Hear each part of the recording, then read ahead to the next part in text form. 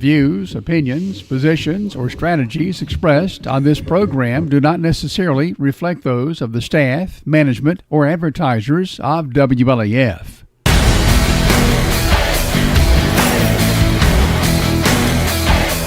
You've tuned in to Campbell County's premier sports talk show. Jake Miller Sports Talk is on the air from now until 8 p.m. Call into the show by way of 423-562-1450. Jake Miller Sports Talk starts now on WLAF.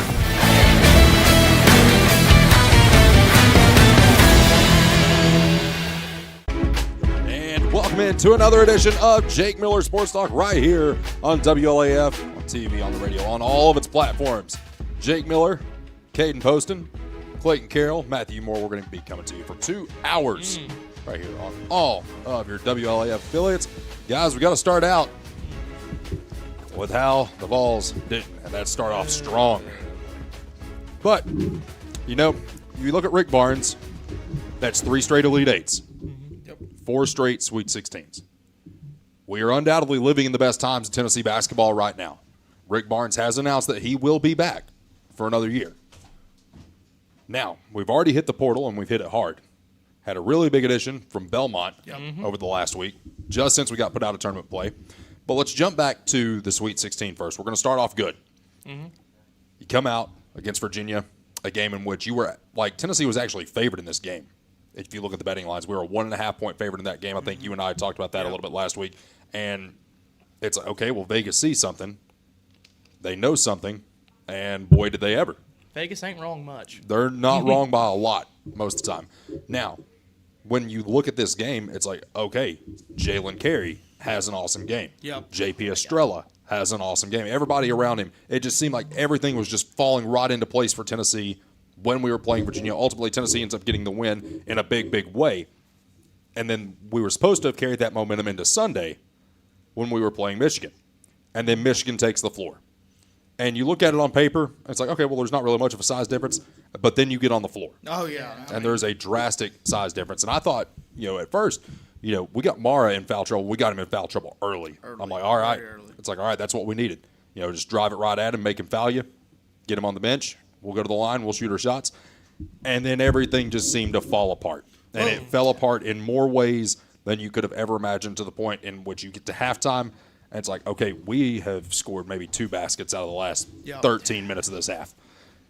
Well, too, I think also we started out the game pretty hot. I thought we were staying with them, you know, for a couple minutes right there. It was a close ball game for a little bit, and it seemed like when we could still shoot the ball. Yeah, when we still shot the ball. But it seemed like, and I'm not blaming the game on the refs whatsoever, because we did it to ourselves.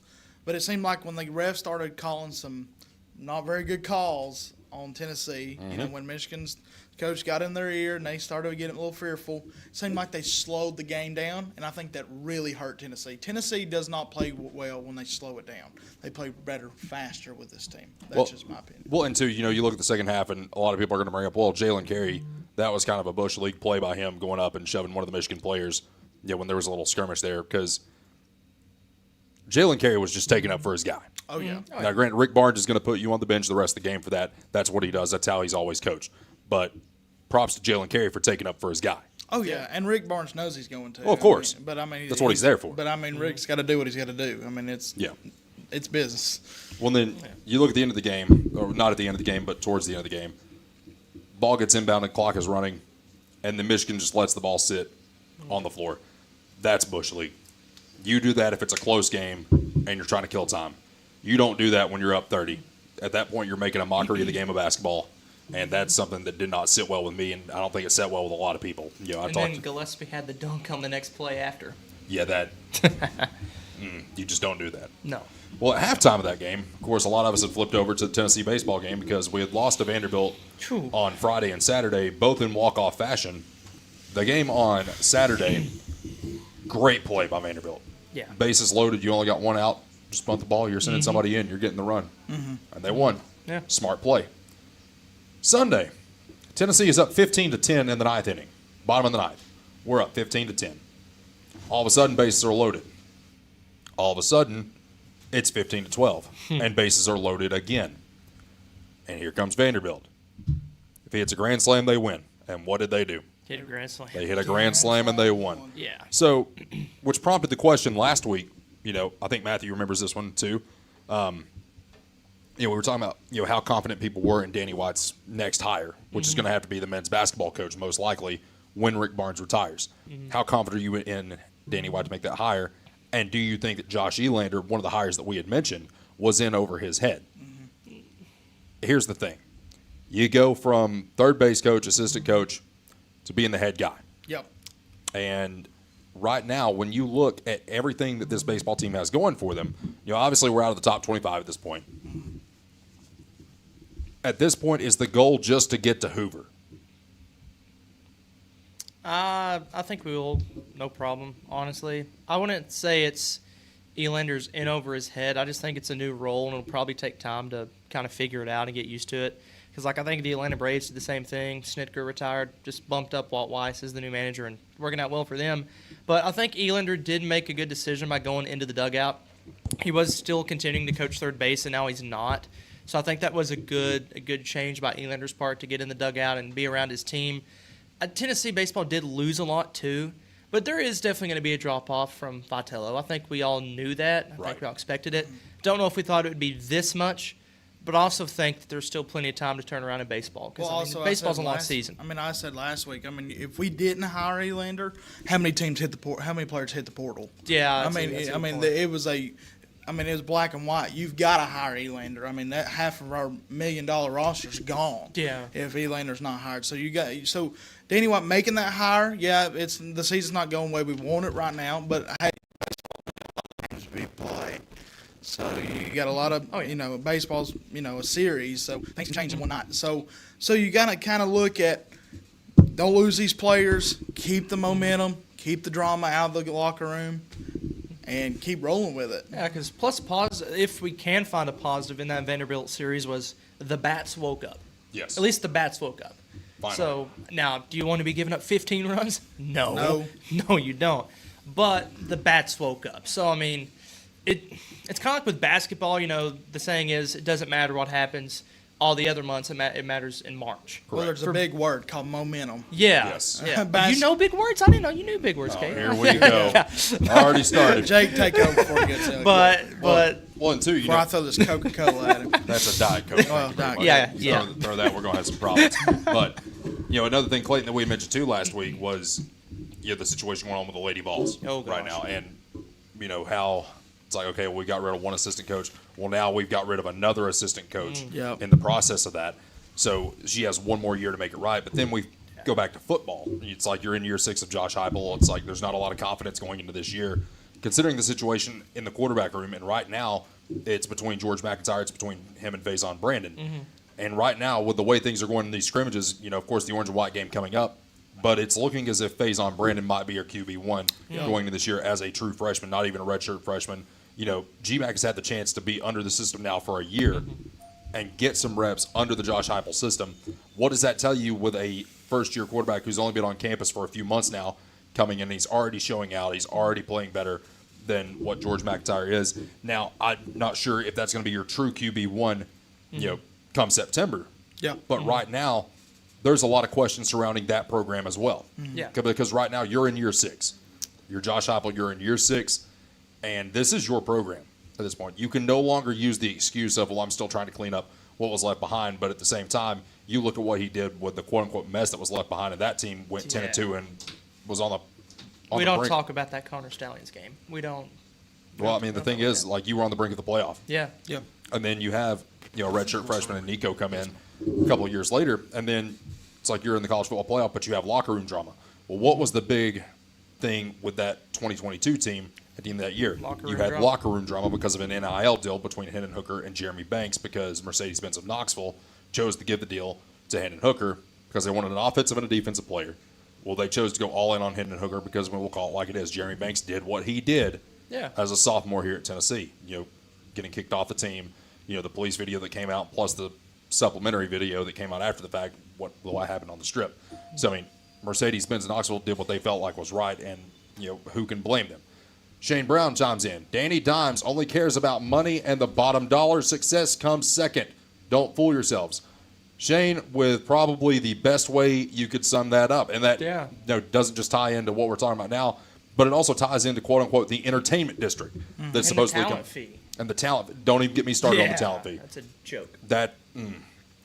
Charge me a talent fee, but you're giving me no talent. But the entertainment district that's supposed to be going up, around Neyland, guys, we don't need that. Like, I'm going to call that how it is. We don't need that. And I know we're getting the money from Adidas now to help build a roster with. They're going to give us basically $20 million to build a roster, and that's great. We'll take that. We'll take the $20 million. We'll try to build a championship level roster because let's call this like it is, guys. If Indiana can do it, anybody can do it. Oh, yeah. And Indiana didn't have anywhere near the resources that any other program had. Oh, no. No. They're a basketball school. They treated it as if it were a basketball school, and then Kirk Signetti comes in, most Love quiet that guy. guy. When it comes to media, you might as well say, and Jim and I were talking about this, I win, Google me. Yeah, that's awesome. basically his personality. That's awesome. I mean, that's all you have to say about that. And he guy. won. He did. Yeah. He won. And he will probably continue to win. And he won without a smile. He won without a smile. He smiled whenever the clock hit zero. When the He clock hit zero, finally got a little finally crack smiled. of a smile out of him, but no. I love Signetti. But Danny White, I mean, we had these, questions about him when he first came in because if you can remember, you go back to Danny White's opening press conference, and the first thing he said was, I see a lot of negativity on Twitter. If you have negativity, just text a buddy. And that kind of rubbed Tennessee fans the wrong way. And I get what he's saying. You don't want negativity around your program, but then you also don't want to attack everybody's First Amendment right of free speech. Mm-hmm. Now, granted, the First Amendment was never meant for somebody to be able to attack somebody. Yeah. It was there to defend you in case the government got too powerful. We're not going to get into that on this show because We don't want to get over Caden's head or anything. We don't want to. We don't want the monkeys and the cymbals. No. Ding, ding, No. ding, Yeah. ding, ding. But I mean, we can look at the negativity of Danny White, whatever, but, I mean, Danny White has done a lot also for our program, too. I mean, hiring Coach Heupel, look what Coach Heupel's done. right. I mean, it's – I think every college team, college sport athletic, they have negatives about their athletic directors. Nobody's perfect. Nobody will be perfect. So you just kind of look at the positives and keep the negatives out. I don't know. LSU's athletic director is looking pretty sharp right now. We'll see how Lane Kiffin does out there. Not a big Will Wade guy personally. Yeah. I like what he does as a coach, but I'm not a strong bleep offer. not a big Will Wade guy. Yeah, I will say the I'm not line gonna like seeing him in his next year. his line of what did he say? He was like, I'm either going to make history or going to win a national championship or I'm going to get fired from the same school twice. That was funny. I'll give him that. But I do like whenever we beat Will Wade, though. Like you were saying. When he was like sitting that. down next to the score Yeah, table. yeah. I like that. Now, that was He'll be in Knoxville next year. That's all I got to say. well, and who was the guy that was the focal point of that? It was Javonte Smart, was it not? Gosh, that's testing my memory. I think it was because he had the really bad hairline, but he kept wanting his hair to grow out and try to fix it, but it made it worse. Mm-hmm. But that's who that player was over because I think they had made an offer to him of $100,000. This is before NIL, so you couldn't do it legally. Couldn't do it. Yeah, couldn't do it. People are still. I mean, Duke's been doing it for years. North Carolina's been doing it for years. SMU got the death penalty for it. Tennessee has been doing it for. I'm not even going to get into that. I'm not going to rat How'd out you my have a own. McDonald's cup right here? Did you get the McDonald's bag with the cash in it Jeremy as well? Pruitt bring that to you? Yeah, it's Scrambled Jake's over on North Shore. But no. And then, of course, everybody got La La Nails treatments after that wanted them. But anyway, yeah, we jump back into this case right here with the University of Tennessee Athletics. Clayton, how confident are you going forward over the next 3 years? Over the next 3 years? I would say, honestly, the basketball hire is going to really tell me a lot because, yes, he did a good thing with Heupel. If the football program can keep it this, 9 wins, 10 wins, I think that'll be a solid job. I do worry, though, about Danny White's emphasis on the dollar. Forgive me. Shane, yes, thank you. But because, the talent fee, that's going to really leave a negative on this fan base. It'll turn them against Danny White. That's what I fear. I think the wins and losses will be okay. I think that'll be all right. But at the end of the day, money talks. And nobody wants to pay $500, $600 to go watch a game at Neyland Stadium against New Mexico State. No. Nobody wants to do that. And in a couple of years, it could be that expensive. It is already almost that expensive. So I think money talks, and I think wins and losses will be fine, especially with football and basketball. Mm-hmm. But I'm also really interested to see how he handles the Lady Vols case. That'll tell me a lot, too. Well, I mean, you talk about the talent fees and all that, and one of the things that bothers me about, the affordability of games. If you're a season ticket holder, it's really not too bad, depending on where you sit and what you pay for. Mm-hmm. But we were looking at tickets to a TCU game in the fall because Lexi had went down to Dallas to visit her brother in Fort Worth, and they were going to go to the TCU game. And she's like, "You're not going to believe how much tickets are to this game. Like, how bad is it?" She's like, "It's basically $40 to sit on the 50-yard line about 20 rows up." Oh my gosh. 40, 50 bucks? Wow. It's crazy. Wow. Obviously, TCU isn't like as good, but still, it shouldn't be 50 v 600 without a doubt. It should not be that. Our friend Robbie has chimed in on Follow Press. Jake, what do you think about the new ABS system challenging balls and strikes? I think everything from the implementation to the execution. I think there's some continuation there. So basically, what he's talking about is the new system they're using to challenge balls and strikes. Because let's call this like it is. In Major League Baseball, Angel Hernandez, Oh my gosh. probably the worst umpire you've ever seen in your life, right? So imagine this is my strike zone, Caden. You know who Angel Hernandez is? No, I don't watch baseball. So imagine this is the strike zone, MLB baseball. and the ball goes over there to where that curtain is. Angel Hernandez would call that a strike. And then eject you when you argued it. Yes. Yeah. He threw Kyle Schwarber out one time when he first got to the Nats. That was awful because it was a 3-2 count. It was obviously outside. Oh, yeah. Hernandez calls a strike. Schwarber slams his bat down, gets in his face. He's like, "You missed it. Inside, outside, up, down." He's like, "You missed it everywhere." Throws him out. Just a bit outside. Shane's chimed in. Caden Oh, what's Poston, up, Jacob Shane? Miller. Awesome. I love how he did not say Clayton. Huh. I mean, Shane, really? Man. Yep. Wow, Shane. That's I love that. How the mighty have fallen. wow. Still love me some Shane Watt though. Greatest assistant coach to ever walk the halls at Campbell County High School. That's very true. A lot better than that other assistant coach Very, you got very, up here very right true. now. So you're talking about Brandon? No, I'm talking about you. That other guy tackled somebody. Yeah. Yeah. Oh man. Oh, my goodness. What in the world? How did we get here? I don't know. Anyway, It's a great day to be alive. it is a great day It to be is alive. gorgeous outside. It is gorgeous outside. It is It's indeed. nice. Stay with us. When we return, we're going to get into more of spring football at the University of Tennessee. Ooh. I'm very excited. Hey, Orange and White game's coming up April 11th. Yes, it is. Ooh, but yeah, 8 days away. Stay with us. Jake Miller Sports Talk continues right here on WLAF.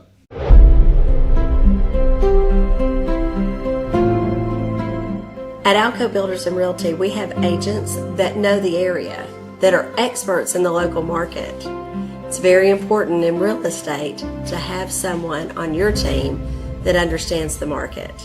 Give us a call. We'd love to hear from you.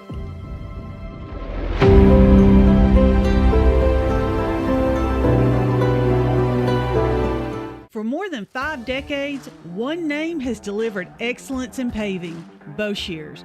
Boshears Paving. From the perfect finish of your home driveway to commercial parking lots to roads for a new subdivision, Boshears Paving handles all types of paving projects. Boshears Paving protects your investment, enhances curb appeal with expert seal coating and precise professional striping. Unmatched quality, reliability, and service you can trust. No matter your paving needs, Boshears Paving is your solution.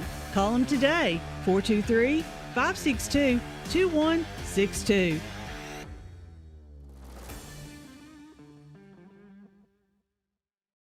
Hi, this is Kim from Bird Screen Printing. You need custom shirts, signs, or banners? Whether it's for school, business, or special event, we've got you covered.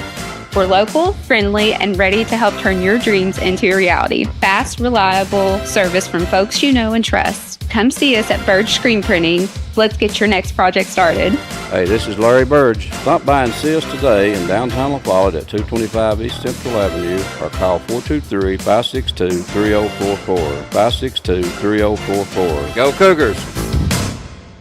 Whether you're a contractor or you're just handling a project around the house or farm, CNO Metal Sales has the best prices in the tri-state. Metal roofing custom cuts as well as delivery are available from CNO Metal. Be sure and ask us about our lifetime warranty on metal. Matt Klein can handle your big or small jobs from 1 piece of metal to 100. Select from 22 colors. CNO Metal Sales is right behind O'Reilly's Auto Parts in Middlesboro. Just take a left at the first stoplight and CNL is on the right. See or call Matt at 606-248-5744.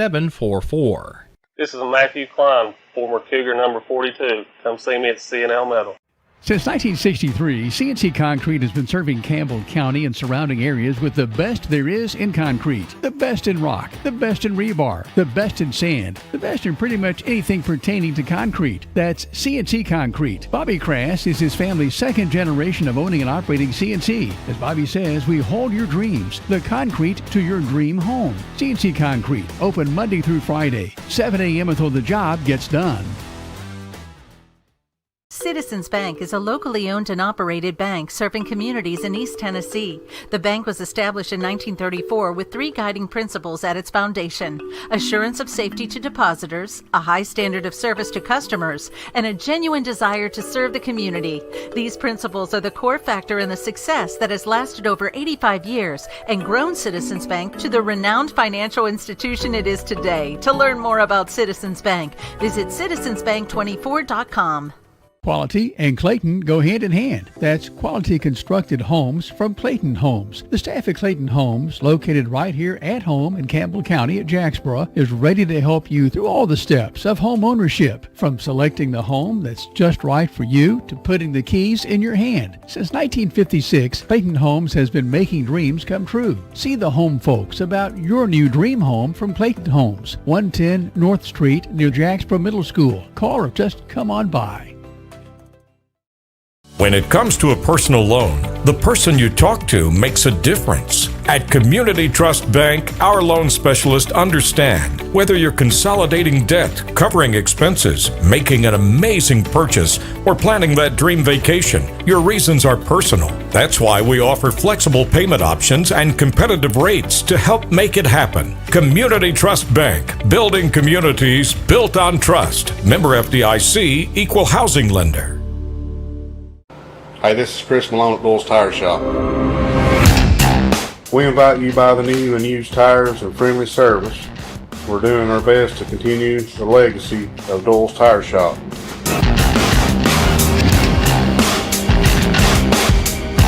Come see us on the 4-lane next to Eagle Tire Pro, right between La Follette and Jacksboro. Doyle's Tire Shop. The tradition continues. Campbell County's premier sports radio and TV talk show is on the air. This is Jake Miller Sports Talk on WLAF.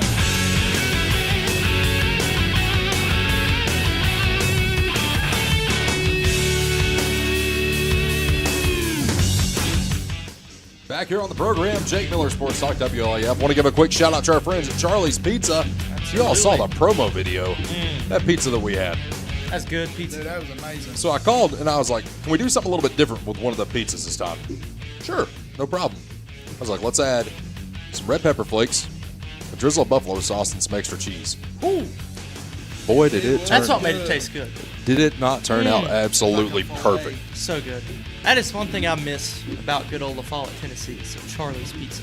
We don't have Charlie's Pizza in Clarksville. No, you don't. No, we don't. Well, you got a Little Caesars up there? We got a Little Caesars. We got a place called Luigi's. It ain't bad, but there's nothing like Charlie's. Charlie's Pizza. Give them a call today at 423-562-0116. Let them know you heard about it right here on Jake Miller Sports Talk. So, guys, we are about a week away from the Orange and White game. Mm-hmm. Yes. And I love the Orange and White game. And the Orange and White game, is it one of those games in which people get too amped up about it? Yeah. And expect unrealistic results because one guy makes a great play against Or we his own see teammates. one guy make a bad play and we're like, just kick him off the team. There goes the I've done that season. before. Yeah, Y'all wanna I've done hear that. One of my experiences at the Orange and White game. Sure, why not? Pretty funny. This is me and Jake Lane. Yeah, everybody knows Jake Lane, right? Yeah. Charlotte Hembree's boy. Me and Jake. We went to Orange and White game. Okay. And so we park in this garage area.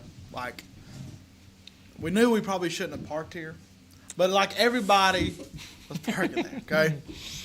Here we go. But I mean, it was we thought there's no way possible, right? Because there's all kinds of other cars there. They wasn't just us that were parking there.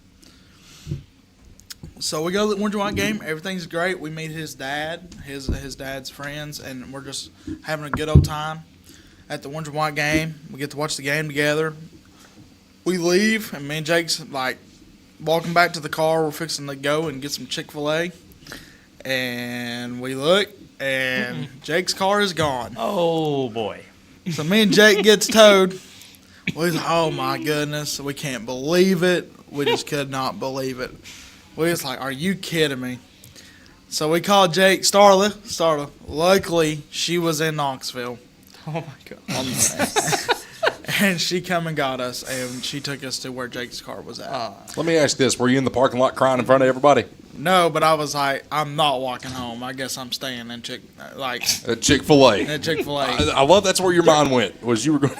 There is worse places to be stranded. I will say that. A Chick-fil-A is not a bad place to be. No, but I was in Knoxville. I was like not even a mile from Neyland. Maybe a little farther, but it was. Where did you park? Yeah. I don't remember. I just remember I figured it was a bad idea because Jake parked in front of the entrance of that garage. Like there was a parking space. So I don't think they were using the garage for it was a bad deal. Oh boy. So like here's the garage. Okay. Starla, please call in and help me. But guess what? We got Chick-fil-A. That's Great ending to that story.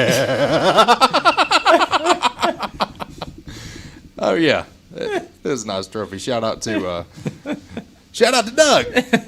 So, oh boy, we acquired something. I have to get this back, but we acquired something, and this is actually Walter Nolan's USA Today Defensive Player of the Year trophy from 2021-2022.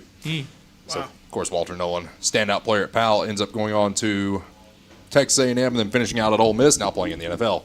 But we have his trophy right here. It's a heavy trophy. It's a real deal. Yeah, I was going to say, it's the real trophy. It's... Don't you drop that. I'm surprised you could pick it up. But Posty, I want you to tell me this. I want to know what was going through your mind. Because you were obviously the elder in this situation. Well, Jake, nothing really goes through his mind often. No, Jake so you got to was the remember elder. that. You got to remember that. So what made it seem like, okay, well, this garage is closed. Let's just park in this one spot that's right here that's probably for a faculty member. Did it have a sign on there, Posty? No, it did not have a sign. I don't think. But, I mean, it wasn't just us parking there. There were other Tennessee fans parking there. But I think just like where we parked the car, I guess they just said, yeah, this car ain't supposed to be. But, Jake, you do have to remember, it's Caden Poston. But I didn't park it. That is an important aspect of this whole story. Caden. Me and Jake's had some situations, okay? There was one time. Oh, no. When Jake was assistant coach for Campbell County. Oh, basketball. no. Oh, boy. It was like his first year, I think, being under with Ernie Mac. Yeah. Like his first year of coaching. And me, Jake, and his girlfriend at the time, and her friend, we all went to the game together. And it was at Central. Well, me and Jake was sitting in the back because Jake had to finish some homework, and his girlfriend at the time was driving the car. And her friend was sitting right there. Well, Jake put it in the GPS, Knox Central, but he put Knox Central, Kentucky. So we're going Lake City, and like that little where she's like going through Lake City, and then you turn. Yeah, I actually was on that road. I was like, yeah, this ain't right. So I get on my phone. And I type in Knox Central High School, Tennessee, Knoxville, Tennessee. I said, Jake, this is saying we're going the wrong way. He's like, no. He said, no, I think it's just your bad internet. He's like, maybe you're just not having no service. I was like, Jake, we're not going the right way.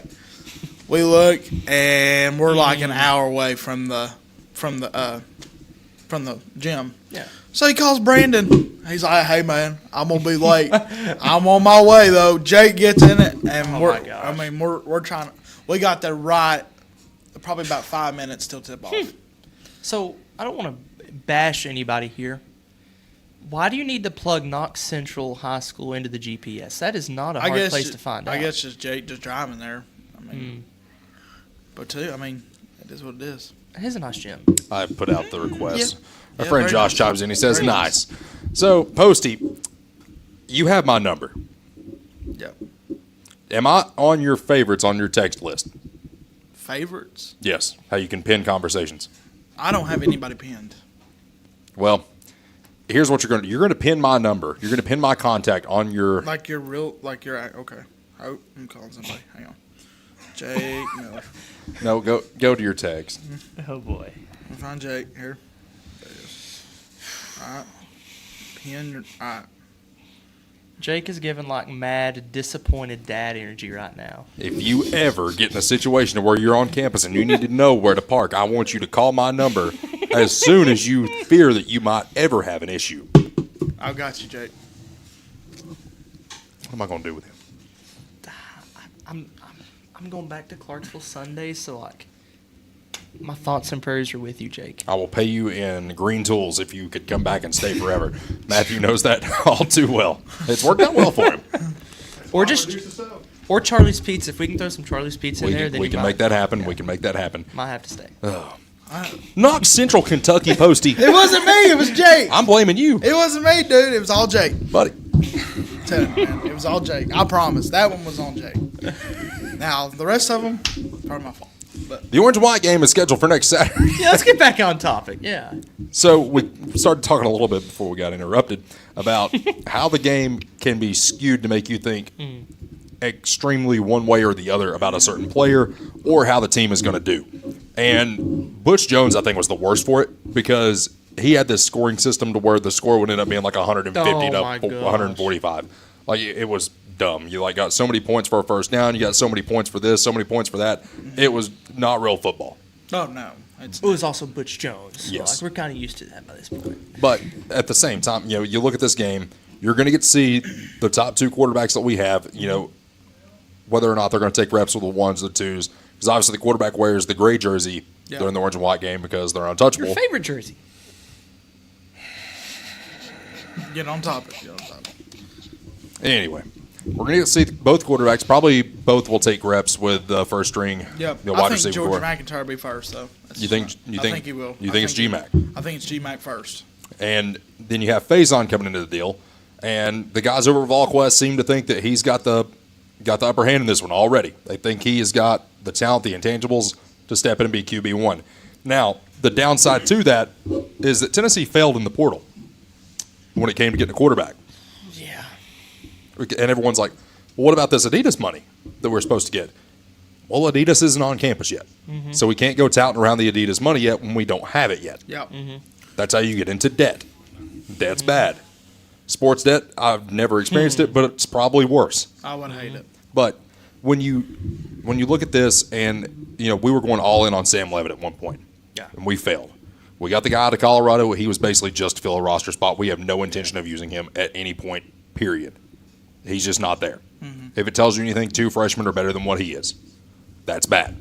Now, when you look at the quarterback situation, Clayton, how much fear do you have, or how much excitement do you have going into the year if it's Faison Brandon? See, I'm going to have a little PTSD from true freshman quarterbacks. I know Nico is on campus for a little bit, but obviously, the talent is there. Faison is just incredibly talented. So I'm not worried about the talent that he has. He wanted a 7A school. Yeah. I'm not worried about his talent. Mm-hmm. I'm worried about his experience when you're playing Alabama or when you're playing Florida. When you're playing Florida. When you're playing Texas at home, like a night game, when you're playing those big games, obviously he had a lot of experience in high school, but you don't have experience playing at Neyland Stadium. That's a whole different beast. Or whenever you're playing at Bryant-Denny, well, we don't play there, but whenever you go on the road in the SEC, you don't have that experience. That's a whole nother animal. So the talent is there, sure. But will he be afraid when it comes to that first big road game? Like Georgia Tech even. That's going to be a pretty big road game for second game of the season. Yep. So to me, it's more about his maturity over his talent, and that's what I'm a little uneasy about. Well, you got to kind of look like this. Look at Nate Ament. It's basketball. Now, Nate's got a lot of talent. He's got a lot of potential, as a young player. Mm-hmm. Experience. He goes back. He needs to come back another year. I do agree with that. Oh, he ain't coming back. He's number 7. No, I don't blame him. But I'm just saying. But I mean, you think about it, the physicality of the change of the game. Playing SEC basketball is totally different than going and playing against high school basketball players. It's just point blank. So Faison, if he can come in and do that, that'd be pretty impressive to me. I agree with you. I think he's got a great talent. Oh yeah. But I'm telling you, it's a lot different playing with real men than it is high school football players. Oh, yeah. 100%. And, that's another thing, too. Some people try to make the comment sometimes like, well, it's back when the Buffalo Bills were really bad. someone said, well, Alabama could roll out there against Buffalo and beat them. No. No. Vegas actually released a line, like a hypothetical line. It would be like 37.5 in Buffalo's favor. Like, you're talking about grown men playing as college kids. Yeah. Oh, yeah. And, Daniel has even mentioned this on the show before. It's like, that jump from high school ball to college ball, no matter which level it's at, that's a completely different level of basketball or football that you're playing. And then it's an even bigger jump from college to professional. Well, think about the atmospheres, though, going into, like you said, this year we go to the Swamp, right? No, we go to Knoxville. Well, just saying, if we don't play Florida this year. Either, but just saying, when FaZe gets that first true road game on the road at night, it could be even if he stays 2 or 3, at Tennessee for 2 or 3 years. When he gets to go to Alabama, he's going to realize it's a total. And that's another thing I'm glad you brought up. If he stays 2 to 3 years, because then you get into the weird politics of it. Okay, do you let him play so he stays, or if he sits out this year, does he hit the portal? You never know. It's like you're playing that politic game, and that's just where we're at with NIL. Well, it's not about where they want to play; it's about where the money's at. Yeah, exactly, 100%.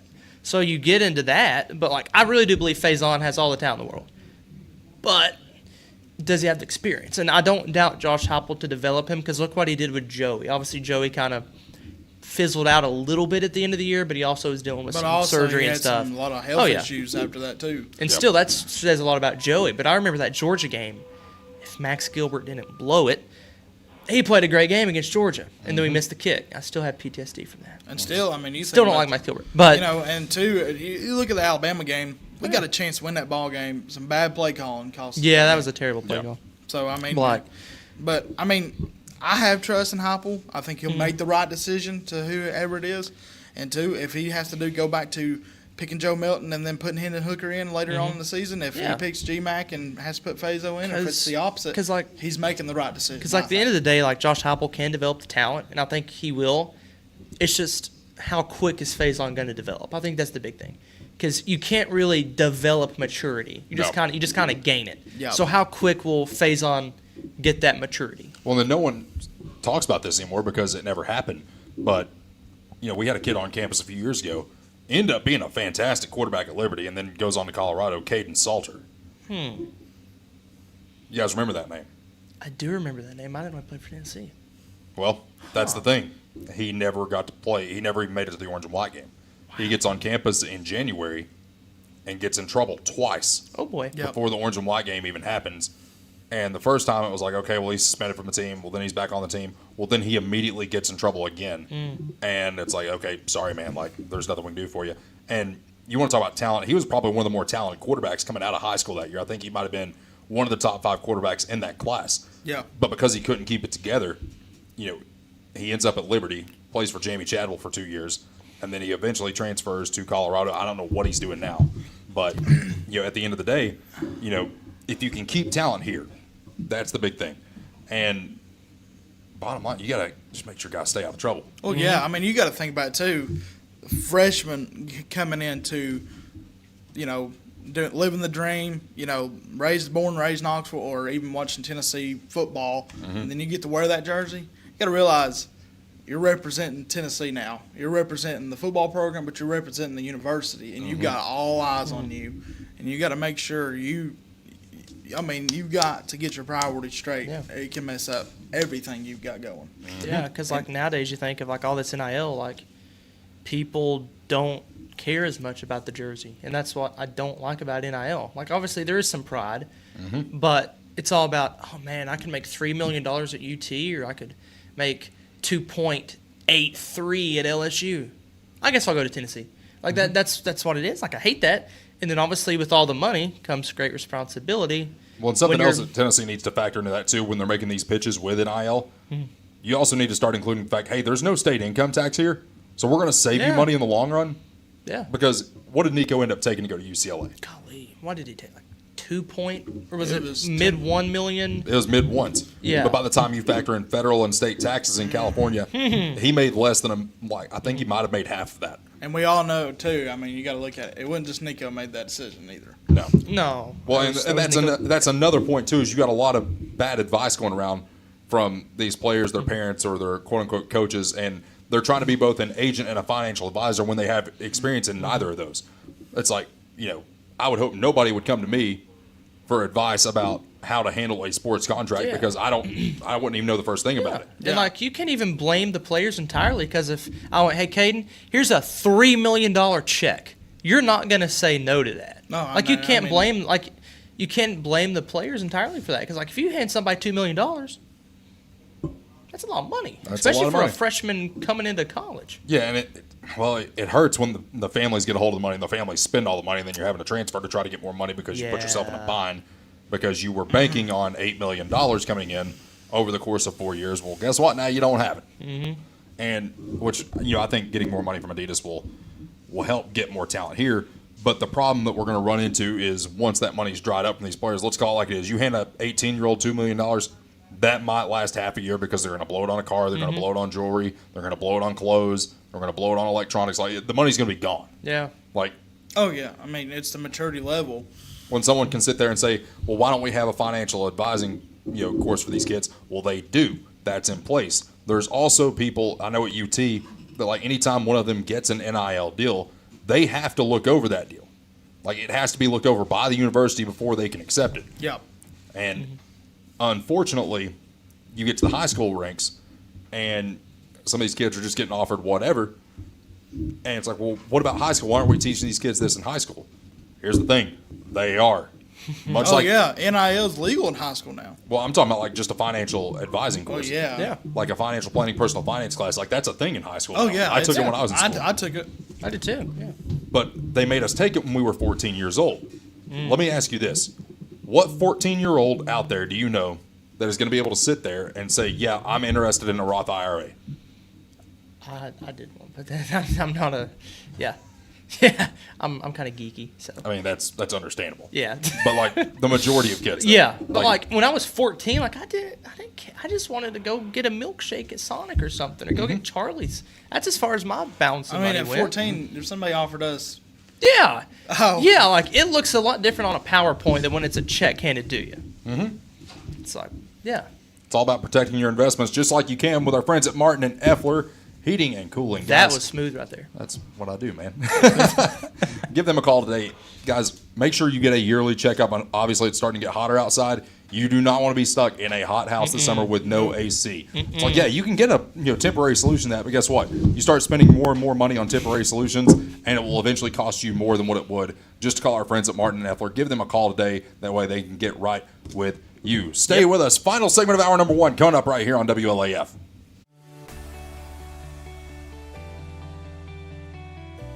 E.E. Hill & Son Insurance.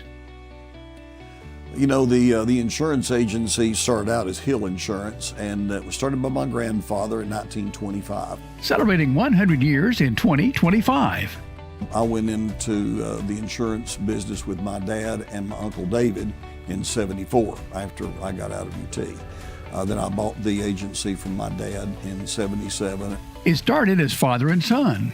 Most people think that E.E. Hill & Son is my dad and me, and it's not. It was my granddad and my dad. And 100 years later, our agency's been blessed to be in a community that has embraced our agency, and we have had some of the most amazing employees. Go Cougars!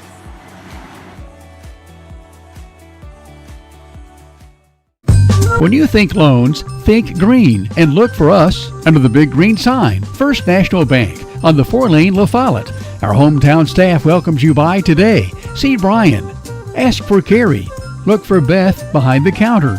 Or see Taylor at the drive-thru. First National Bank Oneida. Member FDIC. Equal housing lender. Your family, your future, your bank. First National Bank. Cougar fans, get your First National Bank orange and blue Cougar debit card. At Grace Rehab, we have one goal in mind: to improve your quality of life. We provide physical, occupational, and speech therapy for all ages. Grace's therapy and treatment plans are individualized for each patient. Well, my doctor didn't think I would be to this point at this time, and I wouldn't have been had it not been for the rehab center here at Grace. Oh, I like all the people that's here, and they've been real nice, and I've had a ton of fun with them. Grace Rehab, we want to help you feel your best. Campbell County's premier sports radio and TV talk show is on the air. This is Jake Miller Sports Talk on WLAF.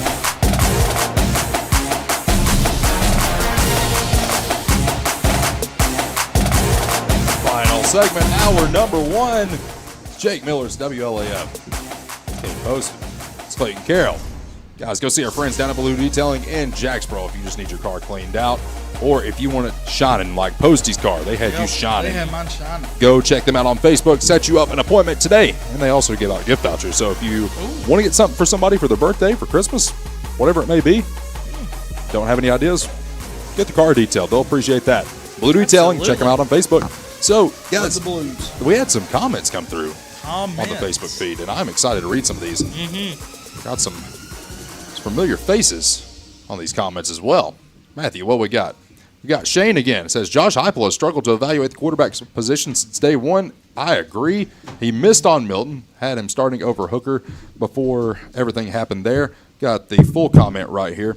Had him starting over Hooker before the injury, missed on Nico, and stubbornly stuck with him when it was apparent Daddy Nico was shopping him.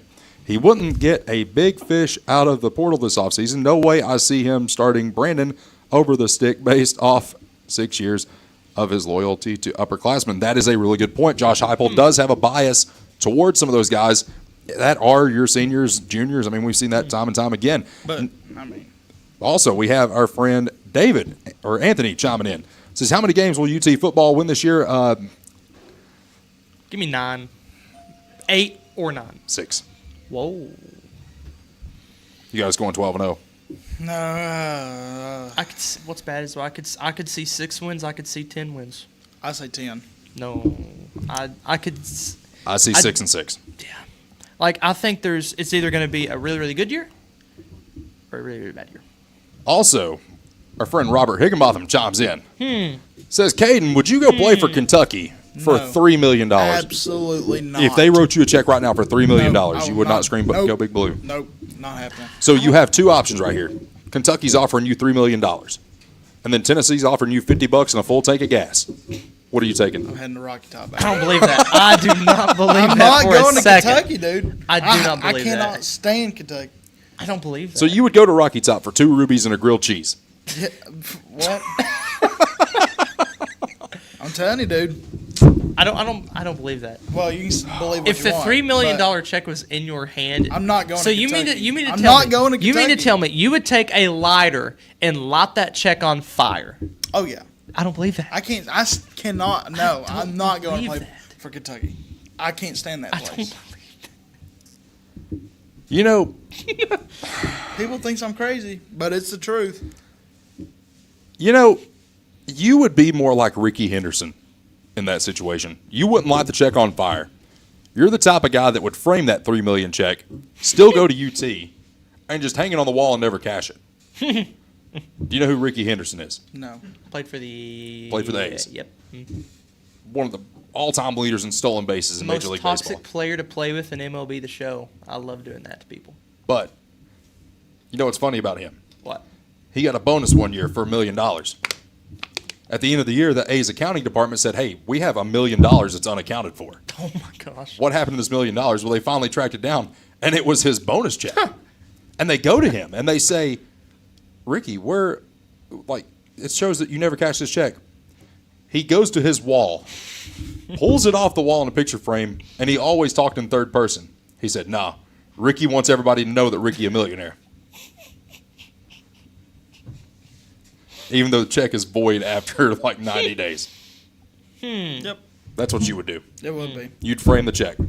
Say Kentucky basketball offered me $3 million and I didn't even cash it. You know what I would do? What? I would beat Kentucky basketball. Then I would bring it to the game and raise it up. Well, if you're like Tennessee this past year, you would have but like a 20. Where did Kentucky go in March? But they beat us twice. They go to Lexington? Beat us Did they twice. go to Lexington? I thought they did. Well, they beat us twice. It don't matter. March matters, baby. I mean, it was still a great season, but I hate losing to Kentucky twice after we were up 20. It's all right. And they were not a good basketball team. No. They were not a good but team. We did make the Elite Eight, so I really can't complain that much. You can't complain too much. And I can't complain. Like I said, we got us a guy out of the portal this week from Belmont. That's a great addition. Now you need to build around that. Mm-hmm. And when you have a player that wears a headband, you know that player is going to shoot the lights out of the 3-ball. Like Jake Hatmaker. Hey, Jake Miller could shoot too. Yeah, Jake Miller. But. Hey, old Jake was clutch for 3. Oh, J-Hat. I remember when Jake Hatmaker brought out the handband. He went Chef off J-Hat. that game. What a guy. So what we're doing now is we're basing everything off of headbands. I love it. If they do go 6-6, does that put Josh on the hot seat? At that point, Makes I think it warm. Very warm. I don't know, man. Very warm. Kim Caldwell's the answer for that one. Kim Caldwell don't coach football. I know, but still. She's in year 2, first off. Yeah, but in year 2, she's already losing players like that. I mean, she got one person. No, it's a bad situation. And he's like, still all for her. I don't know. We'll see. If Josh Heupel were to go 6-6 in year 6, the seat's pretty warm. That seat is red hot. Yeah. And you basically have like 6 games in the next year to make it right. I can agree with that. Yeah. Because my rule as a Tennessee fan, as long as they go 8-4, you leave them alone. Yeah. It's 8-4 or hit the door. That's my mentality. Yeah. And because the schedule is tough this year. I will give them that. It's a is brutal tough. schedule. But this 9-game SEC, yes, I don't like it. Well, and it's only going to get worse ever since the realignment of the conferences. When we had bigger conferences, we had the original Big East, we had all that. Life was great. I missed the original Big East. You had like Louisville, Pitt, Syracuse, those teams in there. Then why is Texas A&M, and Missouri in our conference? They shouldn't. They are not Southern. No, neither is Texas and Oklahoma. They shouldn't be. No, there. I would take Texas A&M and Missouri before I would Texas Oklahoma. Matter of fact, when we go to the top of the hour break, Matthew, I want to pull up a conference map from the 2007 NCAA football schedule. Because we had like 6 or 7 major conferences. The best SEC logo came from that year. Yes. 2007 was a great year. Just a wonderful year. It was the craziest year of college football ever. Mm-hmm. There was I think it was a 7 or 8 week stretch where the number 2 team got beat every single week. Mm-hmm. Yeah. That's awesome. LSU won the national championship that year with 2 losses, and that's when we had the BCS and there was no college football playoff. That's crazy. Yeah. And now we have a playoff. Now we want to expand it. Is that the year that Saban and Will Muschamp was on the same coaching staff, and we got like the greatest meme of all time of both of them crashing out on one of their players? It would have been his first year at Bama. Oh, okay, yeah. I thought they were together at LSU. That would have been his only like borderline losing season at Alabama. Remember when Derek Dooley lost to LSU in Baton Rouge? Remember that? They scored that last touchdown. Yeah, the 13 people on the field. Yeah, the Dooley's dozen. Yeah. Man. The orange pants are clean, though. No. I would wear them. Coming up in hour number 2, right off the rip, we're going to have the water cooler. We got something for you today. Oh, boy. You ever heard of somebody getting a DUI while riding a horse? No. Can't say that I have. The only thing I remember is on Andy Griffith when Otis thought he was riding a horse and he was riding a cow. It's the only Matthew, send us the break. That's the end of hour number 1. Hour number 2 coming up right here on WLAF. Hi, my name's Amanda Pemberton. I'm a lifelong Campbell County native, former Lady Cougar. I'm a personal lines agent here at Gray Insurance. I would love to help you out with all your home, auto, life insurance, and health needs. We're an independent agency, so we can offer you a wide variety of companies. Come see me and I'll be glad to help you with all your insurance needs. Thanks. I'm Daniel Dagley, and it's that time of year again. Come see us at Gray Insurance for all your health care needs. If you're looking for quality at bargain prices, look no further than Hammers in Clinton. Family owned and operated, Hammers is there to help you stretch that dollar. Need jeans? Hammers has them. Need boots? Hammers has those. Need something orange for game day? Hammers has that as well. And don't forget to check out their home decor. When you visit Hammers in Clinton, you save money and time with a one-stop shop. And don't forget that RC and moon pie before you leave. Hammers, off the Clinton exit, just past Community Trust Bank. Easy to find, easy to shop. Need tires and alignment? How about an oil changer, maybe brake work? Whatever your car, truck, or SUV needs, the folks at Hensley Tire and Service are ready to help you. When it comes to your vehicle, come to Hensley's Tire and Service. You'll find us in La Follette, where Indiana meets Beach. For your next set of tires or service needs, call Hensley Tire and Service, 423-563-8473. Go Cougars! Hi, I'm Macy Wilcox, the owner of La Follette Nutrition, and at La Follette Nutrition, we support the Cougars. Stop by and get a loaded tea and shake or a superfood bowl. And don't forget, we have seasonal menus. We're located at 240 West Central Avenue, Suite 9, across from First Baptist Church.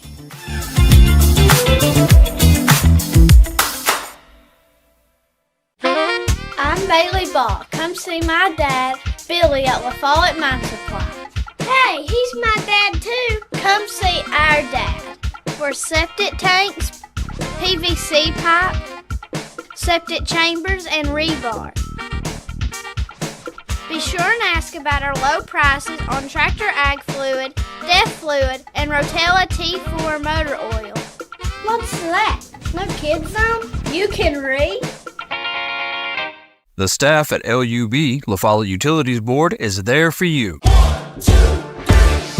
You may be needing new service at your future home. LUB crews bring the experience, know-how, and equipment to put you in service. And when troubles arise, LUB crews are there, no matter the hour or the day, to restore your service. Connect to LUB.org or call 423-562-3316 for assistance on new service, existing service, or to report an outage. Count on LUB to be there. Since 1917, People's Bank of the South has been providing banking services to our friends and neighbors in Campbell and surrounding counties. Along with traditional services, we offer the latest technology as well, including contactless debit cards, mobile banking, remote deposit, mobile wallets, and more. All this, and we are still here to answer the phone when you call. Stop by and see us today. People's Bank has 3 convenient locations. Our main office is in the heart of La Follette, a second location in Jacksboro near the mall, and our Clinton branch is just off I-75 at exit 122. Member FDIC, Equal Housing Lender.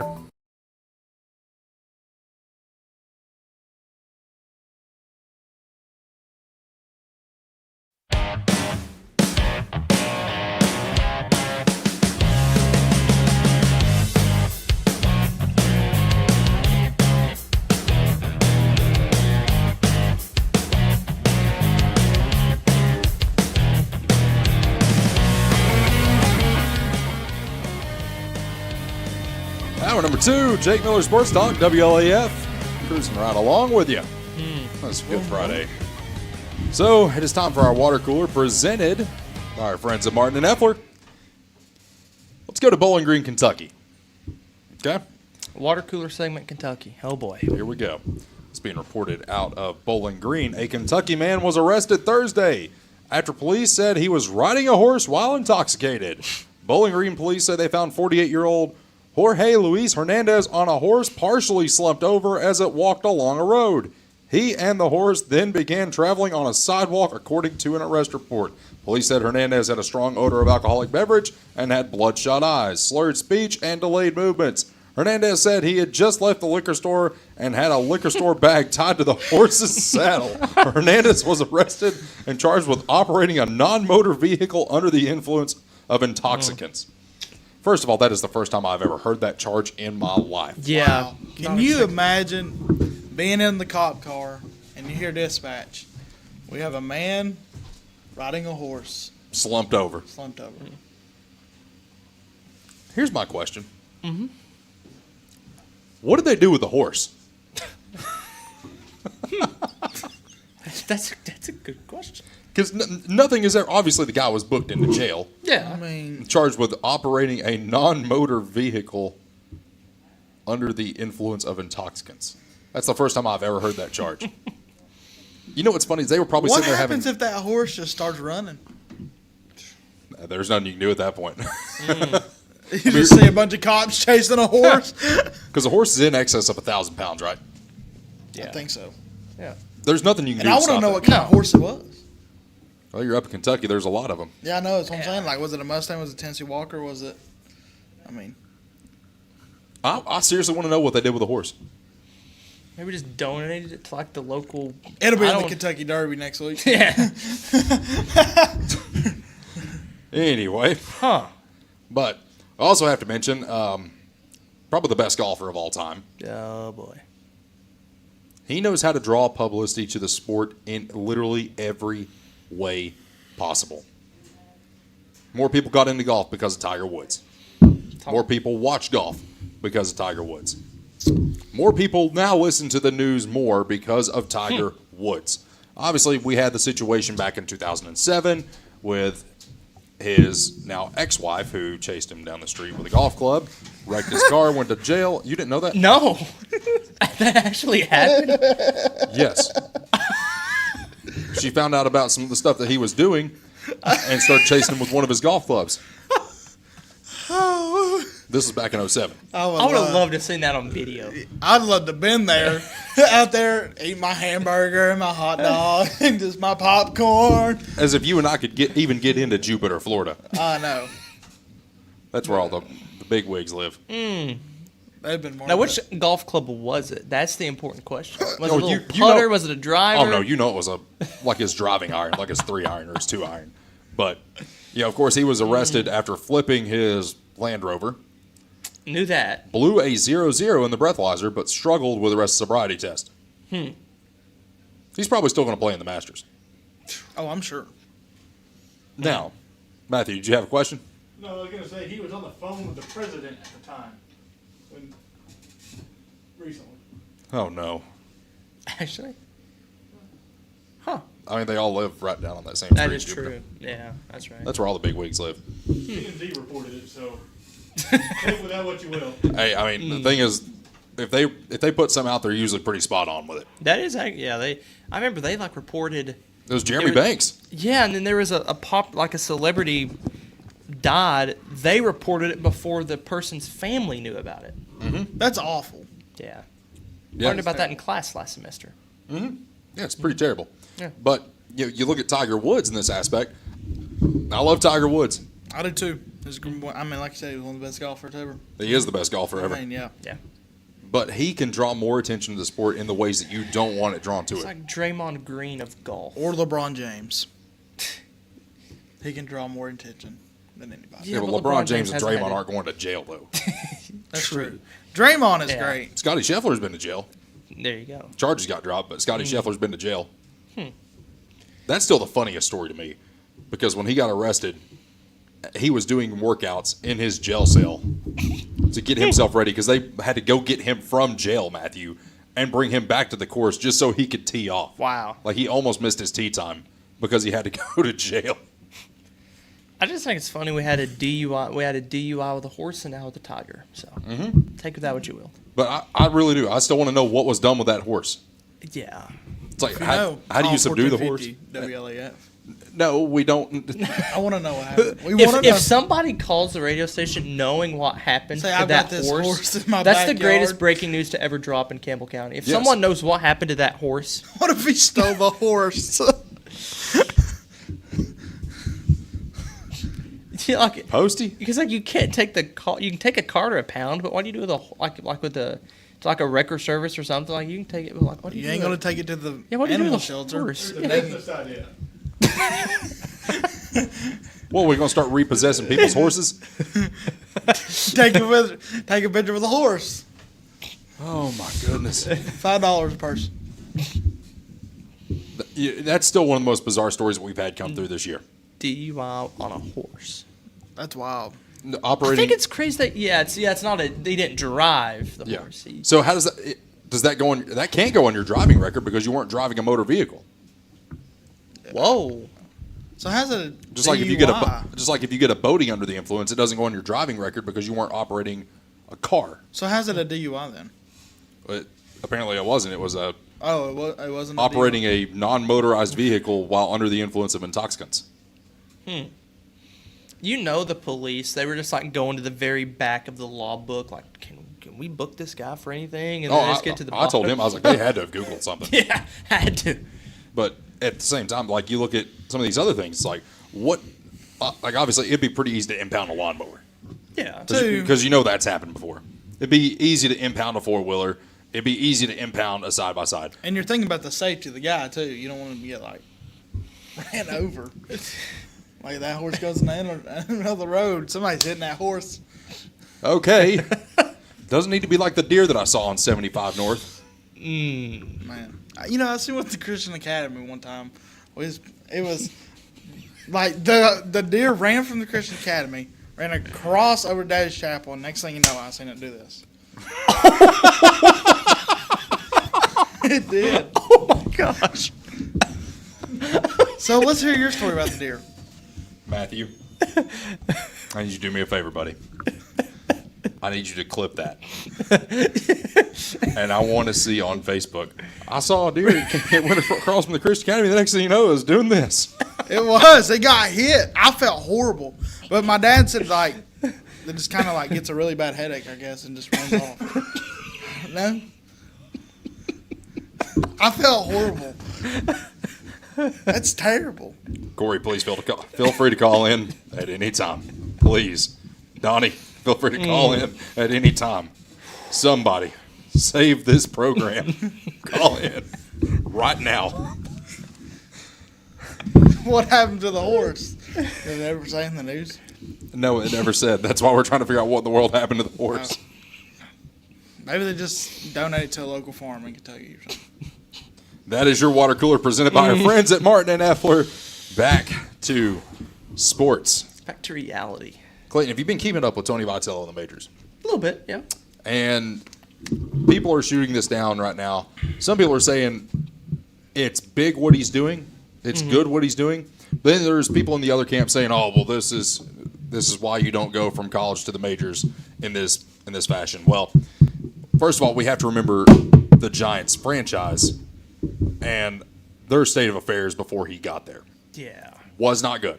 And we're talking about a franchise that is, I mean, we'll call it, they made some deep runs in the postseason. I remember those like Giants and Royals series. Like those were good. Incredible. Those were good.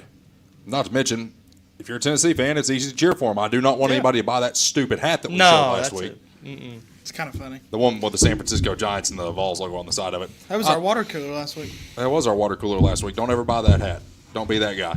Don't be that guy. But, You're not that guy, pal. But Tony Vitello, I feel like, what he's doing in the majors right now, he's doing all he can. Yeah. It's a 162-game season, too. And why wouldn't you take that job? Yeah. Why wouldn't you take that job? It's a major league managing job. I mean, what are they? They've won 2 out of 6. They're 2-4. Mm-hmm. It's You're 6 games in the season. Yeah, it's a 162-game year. You got over 150 games left. Yeah. Only thing I'd be nervous about. I know it's a major league, and I know it's everybody that coach's dream is to get to the big leagues, whatever. But it's a lot different, man. You're dealing with a lot more. But you get more time off. That's true. Yeah. I mean, but I just hate the business side of it. Actually dealing with the head. Because let's be honest. Not to mention in Major League Baseball, if you got the most money, you're going to win championships. Yeah, and I do think it is, like you were saying, too, he's not – you have that general manager. This is not Vitello's team. He just kind of has to manage what gets put in front of him. Where if Tennessee, he choose out somebody, will he get in trouble for it? Depends. Yeah, there's a depends lot on there. if the player has a really good relationship with the front office or not. Yeah, there's a lot there. you understand what I'm saying. Yeah, I see what you're saying. Because, there's a lot more that's politics the only thing involved. Wouldn't like about it. It's like every time James Harden does this, he's getting the coach fired. Yeah. Every time a deer does this, you getting the coach fired. I ain't never got a coach fired, but. Do it again. That. You just got your coach fired. But then you have people like LeBron James. When people are actively chanting in the stands, LeBron's going to trade you. That's how much influence LeBron James has over the front office. Yeah. Oh, yeah. And now we're starting to get to the point in LeBron James' career in which, where is he going to play his last season? Is he going to play it in L.A.? Is he going to play it in Golden State? Is he going to play it in Denver? I hope not Golden State. He's already said he will not do it in Memphis because he cannot stand Memphis. Is there a shot that he goes back to the East to play for Cleveland or Miami? I think that'd be the right thing to do. Or Chicago? I'd go back. If I was LeBron, if you're going to have one more year, just go back to your hometown. Well, you know what I mean. Like, go back to Cleveland. Just for one season. Here's what he's going to do. Because he's already accomplished about as much as there is to accomplish. But he has more wins than anybody in NBA history. But he wants his last year to be winning a NBA Finals. True. Go to Miami. Yeah. Yeah. I mean, because I wouldn't go to Cleveland. They're not. No, if you focused more on winning, no, you wouldn't go to Cleveland. You'd have to play with James Harden at that point. But, yeah. But, I think Cleveland still loves LeBron James. Mm-hmm. Like, he brought them, I remember was it 2015 or 2016 they won? 2016. That was one of the greatest moments in Cleveland. That was a good rival series. Yeah. Golden State. That is like After that, I've quit watching the NBA. I'll just be honest. Like, that was peak NBA in my childhood. The three-peat. The Golden State v. Cleveland, 3 years in a row in the finals. That was peak basketball. Well, for my generation. I'm not talking about the 90s, 2000s. Like, for my generation. Golden State fan. Yeah. See, and I'm a Miami Heat guy, but I didn't necessarily care for the Heat when LeBron was there. I geared more towards the Celtics at that time because I grew up a Paul Pierce fan and all that. I mean, Paul Pierce was awesome. What do you know about my boy Matthew Dellavedova from the Cleveland Cavaliers? I cannot stand him. Why not? Because he should not have been on that roster. He shouldn't have been there. I saw a meme the other day. It was the 2016 NBA Finals. It was like, or the 2017 NBA Finals. It was like the Golden State Super Team versus LeBron and friends. Mm-hmm. That's pretty accurate. I mean, that's pretty much how it was. Yeah. You look at Miami, and there's a key piece to that second championship they won that not a lot of people talk about, and it's Ray Allen. Bang! And then they had great call. Well, then they also had Zydrunas Ilgauskas. What a name right there. Which nobody remembered. It's like that was LeBron's big man in Cleveland that entire time. He signs a league minimum to go down to Miami because you can do that. You can go over the cap as long as everybody else is on a league minimum. Yeah. Well, it worked. Yeah, I think if you're LeBron, like, either go back to Cleveland or go back to Miami. I just wish he'd go home. You and me both. But it ain't going to happen. He will be around another year, unfortunately. But did you see where his? I'm sorry. Go ahead. Did you see where Bronny ran point guard last night and he had like 5 turnovers in 3 minutes? Well, that's because Bronny's not meant to play in the NBA. Exactly. I think Bryce is a better player, but Bryce will never get the same opportunities that Bronny got. No. And Bronny was not very good in college either. No. Well, I mean, let's call this like it is too. You know, I don't know how much NASCAR you guys watch, but obviously the number 3 got brought back for Austin Dillon because his dad was the one that jumped in for Dale Earnhardt when Dale Earnhardt had an injury and drove the number 3 car. Here's the thing. Austin's brother Ty, you can make the argument, was the better driver. However, do you think Ty got the same opportunities as Austin did? No, he didn't. And unfortunately, that's the case with a lot. And of course, NASCAR, it's all about if you got money or not to be in the sport. Yeah. Your best drivers will never race in NASCAR. Some of your best wrestlers will never make it to the WWE or AEW. And unfortunately, with the way that high school recruiting is set up, some of your best athletes will never get to the NBA.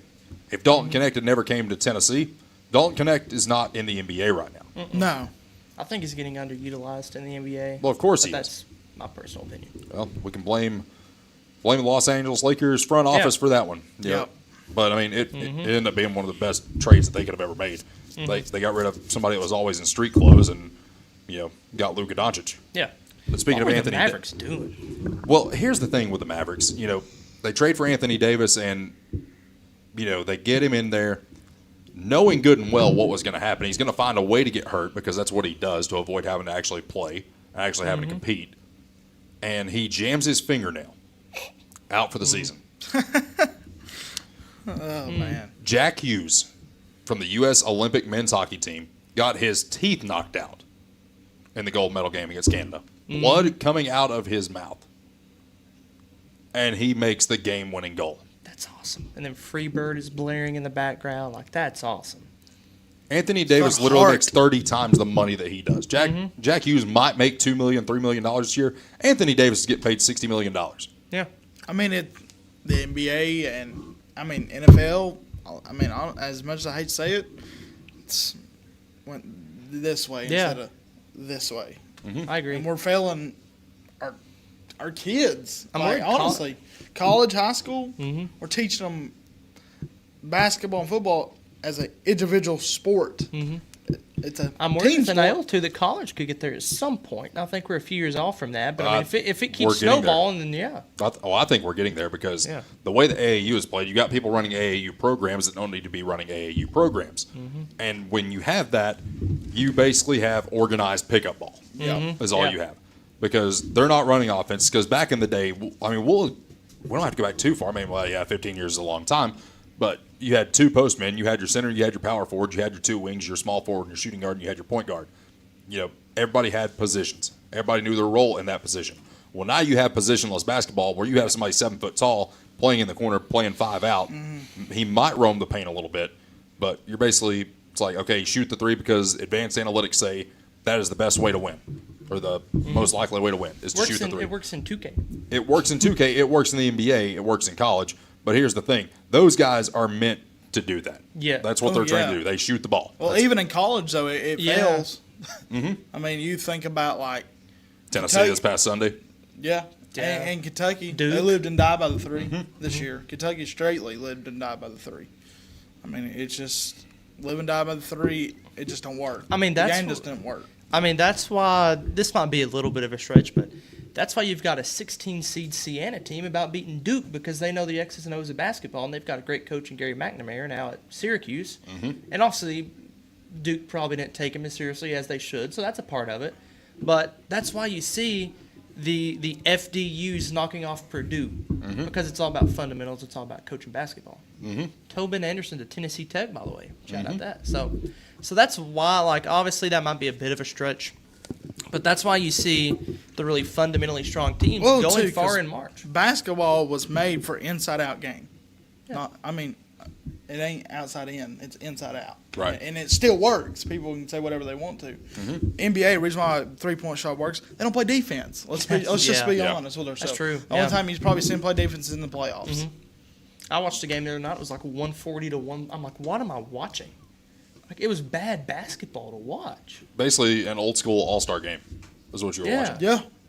I mean, I was watching old, like, 2-3 years USA basketball versus forgot one of the teams they were playing just old, and I was like, "There's no help side. There's no.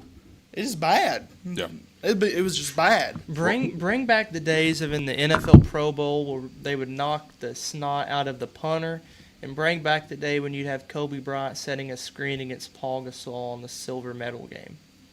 Bring that back. Well, I mean, and unfortunately, those days are gone. Yeah, it's like I talked about AAU basketball a little bit. And, of course, now you have the circuits of, the EYBL, the Under Armour circuit, the Adidas circuit.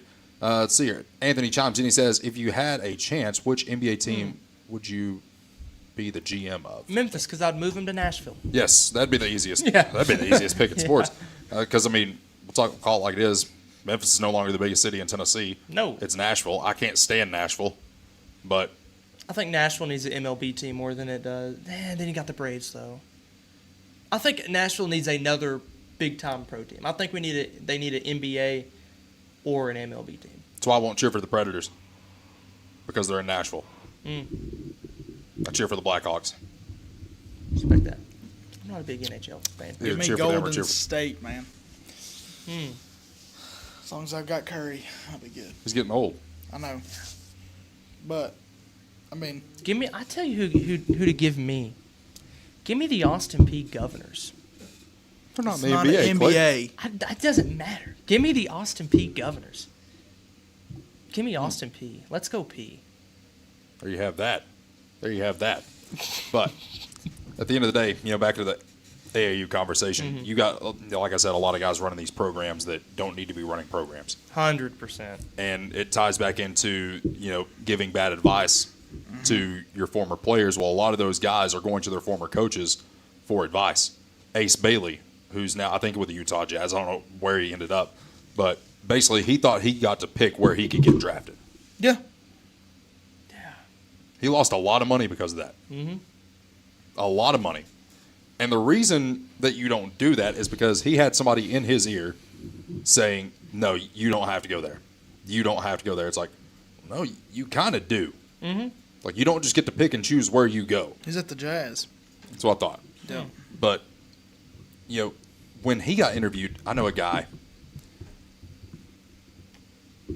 Kelsey has chimed in. She says, you can't not cheer for the Nashville Predators. Oh, I can. I can. And I cannot stand Nashville. It's like I'm either going to cheer for the Blackhawks or I'm going to cheer for whoever has the Kachuk brothers. Because Brady likes to fight. Good fighter. But Ace Bailey, there was a good hockey fight. I'll show you a good hockey fighter here in a minute. Okay. But Ace Bailey, when he was a senior in high school down in Georgia, I know the guy that got to go down there from Knoxville to do an interview with him for his podcast. And he said that was the worst experience of his life. Really?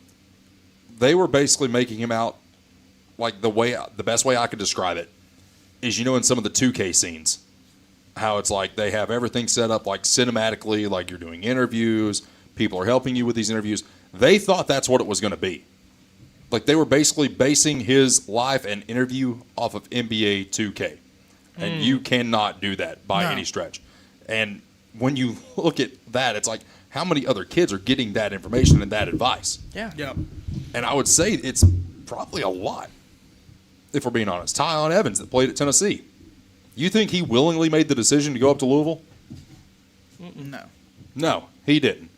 That's just like, when Jeremy Pruitt had gotten fired before 2022, it had been 2021, so Josh Heupel's first year, there was a text chain between Jeremy Pruitt and a couple of our players, and it was, hey, listen, if you want to go to the NFL, you really need to go to Bama. Jeremy Pruitt, the last time a public picture of him was taken, it was actually at a poker table in an Alabama polo. And I'm not just saying this because we fired him at Tennessee and he was at Alabama. The guy bleeds Alabama, okay? Oh, yeah. Before he got into the college ranks, he was a defensive coordinator at Hoover High School right outside of Birmingham before he ends up getting a job as a analyst and then eventually becomes the defensive coordinator at Florida State, wins a national championship there, goes on to win a couple of championships as a defensive coordinator at Alabama. But Jeremy Pruitt bleeds Alabama. Jeremy Pruitt's always been about Alabama. And, Oh, yeah. And where does he live now? Alabama. He lives in Alabama. I've been to a Cracker Barrel in his hometown. Middle school gym coach. Man. What a fall from grace that He was a pretty good defensive guy. I'll give him that. Yeah. But I did not like him. Did he show it at Tennessee? No. Defense, our offense was like watching paint dry. Well, that's because he took all the play calling abilities away from Jim Chaney. Yep. Or no, it was Tyson Helton his first year. Remember the gator that he'd wear like above his Oh, that head was during the stupid. COVID season? But no, Yeah. there actually was a time during his first year here, Tyson Helton, towards the end of the year, he told him that, like, you're not going to call the plays. Tyson Helton sat on Twitter up in the booth for the entire Vanderbilt game while Jeremy Golly. Pruitt was playing Madden down on the sidelines. All I got to say is Georgia State. Georgia State. We don't talk about that. Stay with us. Oh, my gosh. When we return, I'm not sure what we're going to talk about. By golly, it's going to be something sports-related. Stay with us. It's Jake gonna Miller be about Sports a Talk. horse. Maybe. We'll see. What's that? Maybe a horse or a deer. I don't know. We'll see. Dear. Stay with us. Jake Miller Sports Talk continues right here on WLAF.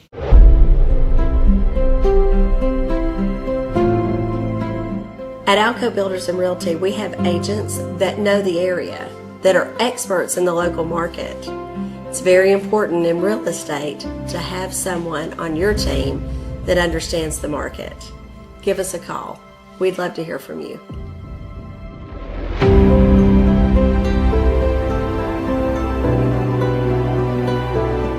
For more than 5 decades, one name has delivered excellence in paving: Boshears.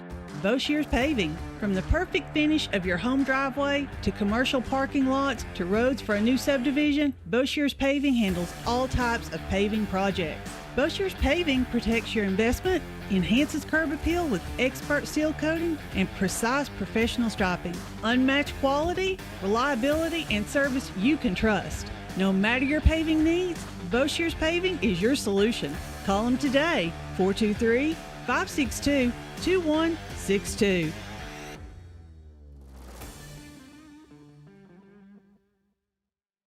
Hi, this is Kim from Bird Screen Printing. You need custom shirts, signs, or banners? Whether it's for school, business, or special event, we've got you covered.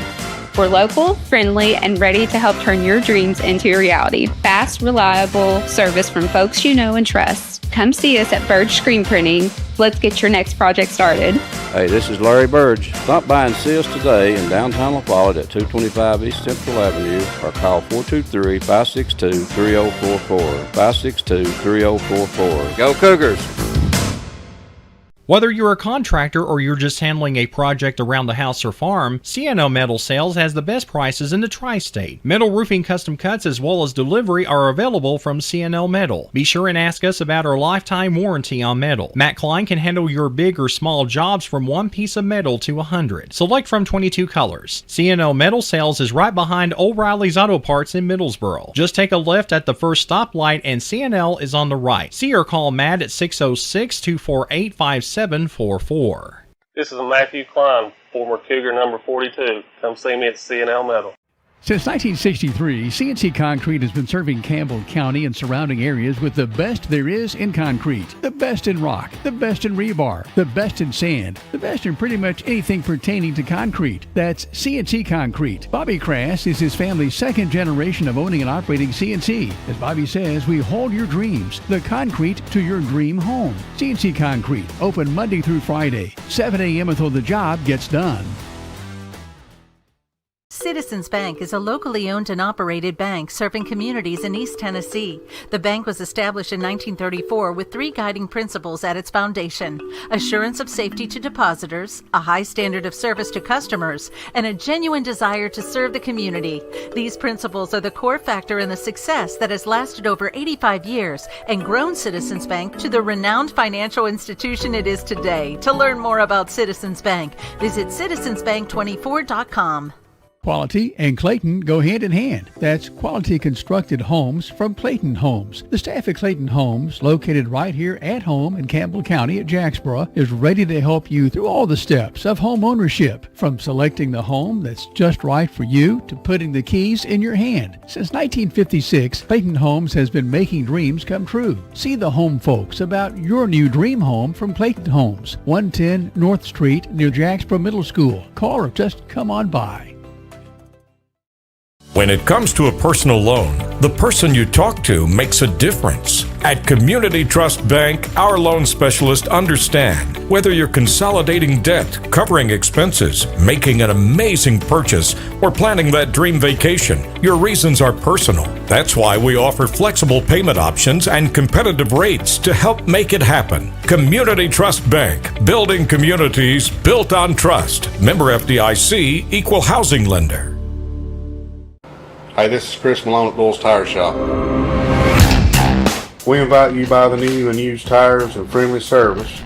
We're doing our best to continue the legacy of Doyle's Tire Shop.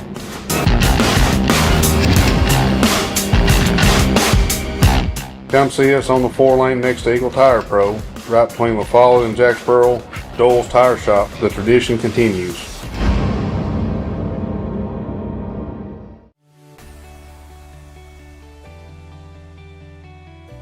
E.E. Hill & Son Insurance. You know, the insurance agency started out as Hill Insurance, and it was started by my grandfather in 1925. Celebrating 100 years in 2025. I went into the insurance business with my dad and my Uncle David in '74 after I got out of UT. Then I bought the agency from my dad in '77. It started as father and son. Most people think that E.E. Hill & Son is my dad and me, and it's not. It was my granddad and my dad. And 100 years later, our agency's been blessed to be in a community that has embraced our agency, and we have had some of the most amazing employees. Go Cougars!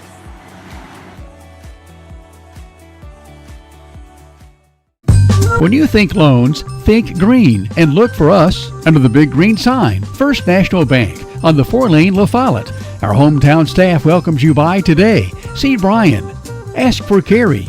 Look for Beth behind the counter. Or see Taylor at the drive-thru. First National Bank Oneida. Member FDIC. Equal housing lender. Your family, your future, your bank. First National Bank. Cougar fans, get your First National Bank orange and blue Cougar debit card.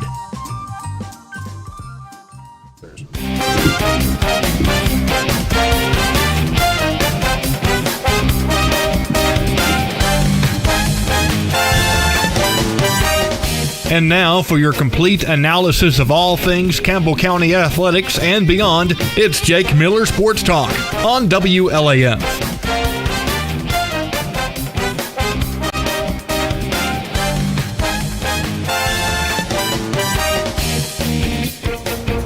Back here on Jake Miller Sports Talk, WLAF. Cruising right along with you. The Knoxville Ice Bears have 2 games left in the regular season as they are fighting for a playoff spot coming up here in the very near future. Of the 10 teams in the league, 8 of them make the playoffs. They are currently number 7 in the standings. Of course, we might have a pretty decent shot at what we're going to be able to do in the coming days. Of course, we play tonight against the Macon Mayhem, and I will be in attendance for that one. Big Knoxville Ice Bears guy, season ticket holder, all the fun stuff. Now, What are you doing tomorrow? 6 o'clock. Tomorrow's 6 o'clock. What am I doing tomorrow? Tomorrow's Saturday? You have nothing to do if you got to think about it. No, I don't think I've got anything tomorrow, Saturday 6. What are you doing tomorrow at 6? Nothing. Would you take him to a Knoxville Ice Bears game? I have to take him. I have to babysit him. Mm-hmm. Do some munching on that one. And then you have to get him one of the cowbells. Gosh, Caden with a cowbell. Oh, I hate cowbells, though. Gosh. They got a purple one. They got an orange one. That is pretty cool, though. Mm-hmm. That is pretty cool. I've got a few jerseys. Really? Yeah, like some of the specialty ones. Oh, I bet. I have the Margaritaville jersey. Mm. That one's sweet. They did a Rockstar night, and it was like ACDC themed on the letters. Looked really good. That's pretty tough. Yeah. How's the parking over there? Is it difficult? No, it's very easy. It's like $10 to park. So I won't get towed like he did? You will not get towed. Hey, talking about jerseys. You ever show Clayton the one you got from that USA jersey? I'm going to kill him. See, this is some lore that I'm not familiar with. So, Clayton, I don't like to pay full price for jerseys. Let's get that out of the way. I don't need it. I've got a I Freddie mean, Freeman nobody. Braves jersey. I've done it. I have done it. It's a mistake, but I've done it. So, DH Gate is where I normally get my jerseys. Well, they had them on TikTok Shop. And it was a Austin Matthews jersey. Mm-hmm. We're going to get a white one and a blue one. You know? And Lexi's like, are you sure you want to order it off TikTok Shop? I'm like, well, I mean, I've ordered them off of DH Gate before. Everything should be fine. Yeah. We get these things in. They're not even jerseys. Oh, are they jerseys? They were spandex. They were pixelated. They were sublimated. And on the back of the 2 different number fonts, by the way, on each jersey. So you can already imagine where my mind is. I'm mad at this point. Well, then I look at the name on one of them. I'm like, that does not say Matthews. It said Matthews. Yes, he sent me a picture of it, and it was the greatest thing I've ever. Do you still have the picture? I might be able to do one better for you. Can you two control the show for about 5 minutes? Sure. Yeah. Actually, about 2. Okay. What are we going to talk about? What a. Oh man. That's what do you want to talk about? Funny. Well, how do we feel about Tennessee's? Going into the spring game. We talking about the spring game and everything. You know, you think about the running backs, though. We was talking about developing players. One that I've been very impressed with developing is Deshaun Bishop. Yeah. So how do you feel about him going in the future? Bishop, it's such a neat story for me because back when he played at Carnes, I don't think anybody in this town liked Carnes or liked Deshaun Bishop. I mean, it's a rival, baby. Yeah, I don't blame him. But to see Deshaun Bishop, 1, turn his life around with his faith, love to see that. Absolutely. And then 2, to ball out at Tennessee. Deshaun Bishop is like, that's what I think of when I think of college football. He didn't transfer. He could have left, but no, he stayed and played for his hometown, and I love to see that. Now he's becoming one of the biggest running backs that's at Tennessee. It's kind of like that Dylan Sampson. It's kind of like that, that guy that we know we can give the ball to, and he's going to get extra yardage. Yep. So I love to see that grow. Him and just seeing him develop as a person, but not just a person, as a player. I love Bishop. So who is your favorite all time? Ever since you've been living, from when you started watching college football, favorite running back besides Deshaun Bishop? Oh boy, here's the jersey. Favorite running back besides Deshaun Bishop? Give me Jabari Small. Ooh, Jabari. Oh my gosh. Oh my gosh. Matt Twos. Oh my gosh. This might be That's the worst. That's the worst jersey I've ever seen in my life. So thin. This is not stitched. No, this is. Dude. Oh my gosh. I don't know if this would fit my dog. What is It's this? so thin. Posty, put that on. No, I don't. I Put ain't it on. scaring people. Put it on. Dude, this is not gonna fit. It's gonna fit. And don't worry, that's just Diet Coke I spilled on it. Might be an upgrade to the jersey, honestly. Dude. I look like Popeye the Sailor Man. Can we? Dude. Oh, it's so see-through. Dude. You've now found your permanent attire. Dude, this is like putting an extra small shirt on a fat pig. You can. Here, I'm gonna have to help you take this off. Call LaFollette Medical Services because, we're gonna need some oxygen after that. Anyway, that was the worst jersey purchase of all time. How much did you pay for that? Don't ask. Did it? What was the it other more one than? like? Was it the same thing? The other jersey? Yeah, but the pixelation was worse. Was it more than 40? Per jersey, no. Okay. So total, what are you saying? 65 maybe? Yeah, the TikTok refunded my money. Good for them. Yeah. So that was TikTok, not DHgate. That was TikTok. I sent them the picture, and they were like, and I told them, I was like, this is the worst jersey I've ever received in my life. And I got a response back. It's like, your complaint is valid. Oh, man. But yeah, there was that. But tomorrow, y'all want the tickets? Possibly, yeah. Possibly. I just got to make sure I ain't doing anything. Yeah. Let me make sure, and I'll let you I got to know. see what I'm doing with the fam. Yeah, the fam, man. Yeah. I want you to see a fight. That would be pretty sick. That would be cool. I've heard about hockey fights. Hockey fights are fun. Matthew's experienced a few. Appreciate that. Hey, that video y'all made, that was Yeah. awesome. Yeah. That was one of the jerseys that I have. That was the Rockstar Night one. That one was cool. That's a pretty cool jersey.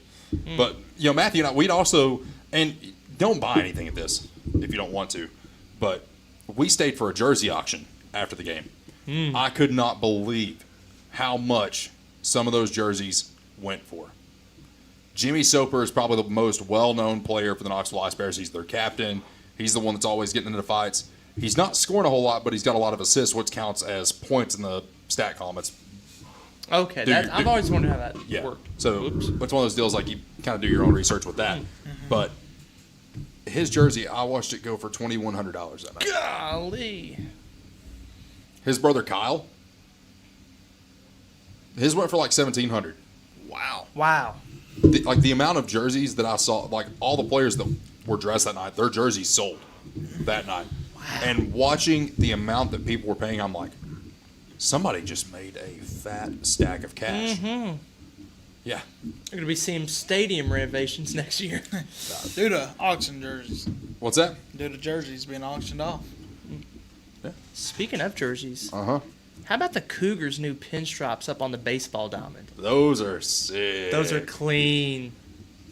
I'm telling you, Adam Ellison's got it on. I mean, what a job he's doing up there, man. And we got to talk to Jacob Monday about 2 weeks ago, and just hearing the excitement in his voice because Jacob obviously played up there. He graduated about a year after I did, so I mean I've known Jacob now for a long time, and just hearing the excitement in his voice about this program and the job that Ellison has done, and the job the kids have done. Kids are playing their hearts out right now. They're playing very well. Well, they bought into Adam Ellison's system, man. And that's what you gotta have. It's Campbell County guys. Yeah. Somebody that cares about the program. Yeah. It's not all about him. It's about. And he makes let's call it like this. He makes it fun, and you fall in love with the game. Yeah, and fall in somebody like love with that program. Yeah. Proud to be a Cougar. My favorite story regarding the baseball team. So he was ejected at the end of the Oneida game at Oneida, which means he was not able to be on the field for the next 2 games. So you know what Ellison does the next home game? That wasn't him. That wasn't him. Oh, exactly. That wasn't him. That was something. That was Adam. Yeah. Ellison. Yeah, there we go. Yes. The lawnmower. Yes. That's the greatest thing I've ever heard of. Yeah. And then whenever Oneida comes here, we beat him 18-1. That's awesome. Yeah.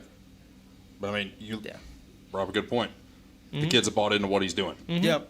And he's willing to get ejected for it. Like he will fight for those kids, so they'll fight for him.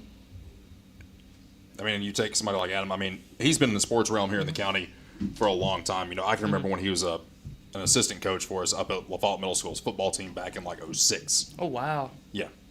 And he was easy to buy into then because it showed he cared about the program. It wasn't all about him. He actually cared about helping people get better, and he cared about winning.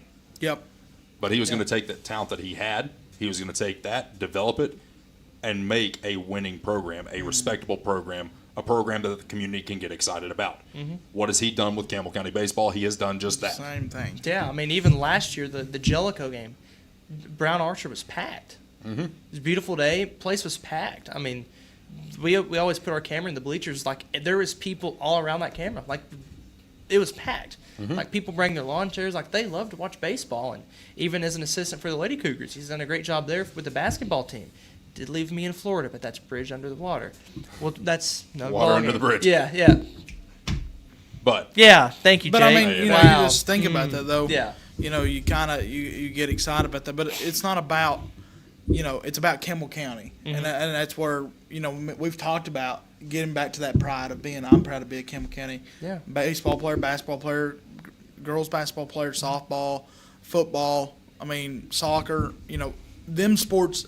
People look down at the other sports like that, but those sports matter more than football does, more than basketball does, and because it reflects our community and our people, and you know, kids are excited what the future's holding, and they just love playing for Ellison. Do we have room in the outfield for people to put lawn chairs, kind of like they used to have to do at Ole Miss? I know people like drive their trucks up there. I used to sit on the leave tailgate. that way. Football games when I was on Chaplain, I would drive around and you could leave. Yeah, There's a people gate. watch the game from their truck. I might be workshopping something. I think I see the gears turning. I see the gears turning. They turn a lot more now than what they used to. We'll say that. But, of course, you know, we talk about that program, and it is definitely the most exciting program to watch right now up at Campbell County. And absolutely. Quite frankly, they're just fun to watch. Yeah. Oh, yeah. You watch the streams of the games, they're fun. I mean, I'm really good friends with all the coaching staff. You know, like Tom Campbell. He's one of the greatest guys. That dude knows baseball. And that, I mean, just knowing that Adam's got a staff like that behind his back, it's going to be exciting in the next few years. That it is. Stay with us. When we return, we're going to make our picks, presented by our friends at Slick's Barbershop. Stay with us. Final segment of the program coming up right here on WLAF. At Grace Rehab, we have one goal in mind: to improve your quality of life. We provide physical, occupational, and speech therapy for all ages. Grace's therapy and treatment plans are individualized for each patient. Well, my doctor didn't think I would be to this point at this time, and I wouldn't have been had it not been for the rehab center here at Grace. Oh, I like all the people that's here, and they've been real nice, and I've had a ton of fun with them. Grace Rehab, we want to help you feel your best. Hi, my name's Amanda Pemberton. I'm a lifelong Campbell County native, former Lady Cougar. I'm a personal lines agent here at Gray Insurance. I would love to help you out with all your home, auto, life insurance, and health needs. We're an independent agency, so we can offer you a wide variety of companies. Come see me and I'll be glad to help you with all your insurance needs. Thanks. I'm Daniel Dagley, and it's that time of year again. Come see us at Gray Insurance for all your health care needs. If you're looking for quality at bargain prices, look no further than Hammers in Clinton. Family owned and operated, Hammers is there to help you stretch that dollar. Need jeans? Hammers has them. Need boots? Hammers has those. Need something orange for game day? Hammers has that as well. And don't forget to check out their home decor. When you visit Hammers in Clinton, you save money and time with a one-stop shop. And don't forget that RC and moon pie before you leave. Hammers, off the Clinton exit, just past Community Trust Bank. Easy to find, easy to shop. Need tires and alignment? How about an oil changer, maybe brake work? Whatever your car, truck, or SUV needs, the folks at Hensley Tire and Service are ready to help you. When it comes to your vehicle, come to Hensley's Tire and Service. You'll find us in La Follette, where Indiana meets Beach. For your next set of tires or service needs, call Hensley Tire and Service, 423-563-8473. Go Cougars! Hi, I'm Macy Wilcox, the owner of La Follette Nutrition, and at La Follette Nutrition, we support the Cougars. Stop by and get a loaded tea and shake or a superfood bowl. And don't forget, we have seasonal menus. We're located at 240 West Central Avenue, Suite 9, across from First Baptist Church.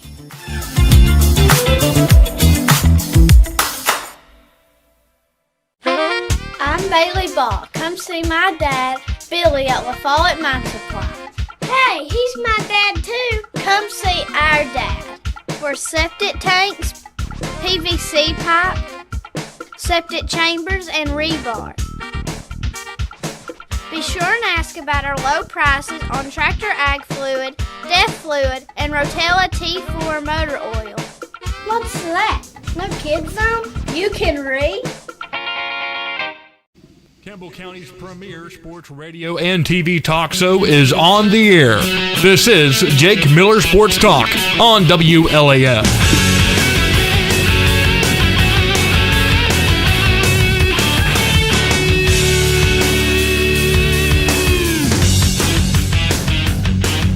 Segment of the program, Jake Miller Sports Talk. It's Jake Miller, Caden Poston, Clayton Carroll, Matthew Moore. About 10 more minutes. We're going to be live here on WLAF. It is time for our picks by Slicks. We're going to go over to one of our sports books that we trust regularly here on this show.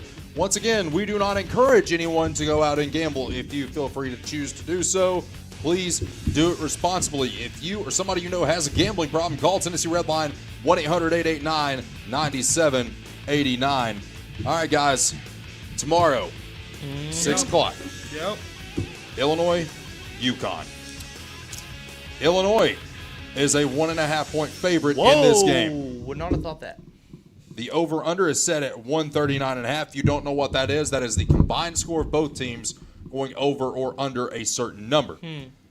The odds are more in favor of Illinois winning by 2 or more. Give me Illinois. Give me Connecticut. Give me Dan Hurley. To cover, to win. To win. Illinois to cover and win. That's a tough game. That'll be a good game. I'm going to take the over. Yeah. Over 139.5.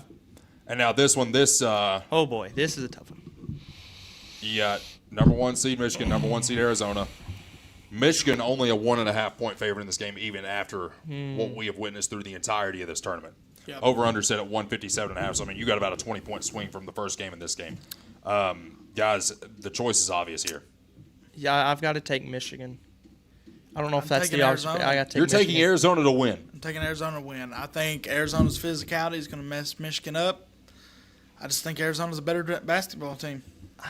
People hate on me, but I've got Michigan as my national champion. So but I will say this: whoever does win this game wins the national championship. I will agree with that. I can agree with that. Yeah. Yeah. This is your national championship game. Yeah. Now, obviously, I think Michigan's going to win. I think they're going to win it all. And I don't think it's going to be close in either of these games, to be honest with you. The 1.5-point spread tomorrow night against Arizona, that seems like the easiest money in basketball Yeah, right I'll now. probably take the 157 for the over-under, if I'm reading that right. Yes. Give me the under. I don't think that we're going to have – because if you think 157, that's basically both teams hitting 80. Yeah. I don't think that's going to happen. Give me the under. It's not. That's a really good, really smart play there. I like the under in that as well. I like the over in Illinois, Connecticut, but I also like Connecticut to win outright. Yeah. Love me some Dan Hurley. Dude is a psycho, but he is a great coach. That guy's psychotic. That dude's crazy. His team hits a game-winning 35-foot buzzer beater. He headbutts the ref. I'd have done the same thing. That is awesome. Good for him. And shout out the ref for not teeing him up. It'd been even better if he teed him up. Nah, you can't end a basketball game like that. You can't end that game like It'd that. been awesome. And then I'm actually going to. You're actually going to bet on it? No. Oh. I'm not going to bet on that. But what I am going to do, we're going to go over to the NHL because I have found because I'm going to be blind guessing this. I don't keep up with the NHL. you have 12 games to pick an anytime goal scorer. I have to do what? There's 12 games, anytime goal scorer. You just have to pick one of them? You can pick any of them. You can parlay them. Oh, wow. Yeah. Oh, are you asking me to do that? I'm going to do it. Okay. So, I don't know. We're going to go with Nathan McKinnon from the Colorado Avalanche. We're going to go with Matthew Tkachuk from the Florida Panthers. And we're going to go with, who do I like? Let's go Jack Hughes from New Jersey Devils. 3-leg parlay, $10 pays out, $163.42. Oh, wow. And I've got a bonus bet. Not a bad little profit. So I will take that. We'll try to run with that. That's going to be my pick There you go. of the week. And before we close out the show, I did want to give a little bit of an announcement. Oh. We do have a poll. Good job, Matthew. Whoa. 75% of you all said the Tennessee baseball team losing all 3 games to Vanderbilt in the final inning was more disastrous than the Tennessee basketball team's performance against Michigan. Quite frankly, when you look at what's worse, you have to agree with that because Oh, yeah, I agree. the basketball team, that's 3 straight Elite Eights. I mean, Yeah. you have to admit Rick Barnes is And 2, we were playing with Michigan until we started slowing the game down, and we just couldn't hit a shot. true. Yeah. It's true. Tennessee's known for those scoring droughts. We're used to. We didn't have as many scoring droughts this year than we usually have. Though. Oh, we didn't have anywhere near as many as we had last year. I mean, you really think about it. We really did not rely on the three-pointer as much this year. No. But in closing, I want to give a shout-out to our friend Clayton. Clayton, thank you so much for coming in, being a guest host today. We really appreciate it. Always enjoy having you on when you're back in for the summer. We might be able to work some more of that in. Please go back. Posty. Thank you. Oh, you're welcome, bro. We're going to clip that, and we're going to make that happen Thanks for having me on the Facebook channel. Now, of course, one of the things that, has happened over recent events in Campbell County sports is, of course, Ernie Mac Clausen stepped away from the program about a month ago, and the coaching search has started. Interviews have taken place. I cannot tell you any more at this time because we do not have a head coach, but I do feel like within the next 2 weeks, a new head basketball coach will be named at Campbell County High School. That is going to do it for us. Thank you so much, man. Thank you, Matthew. Something else coming up next here on WLAF. Tune in next week for Jake Miller Sports Talk right here on all these platforms.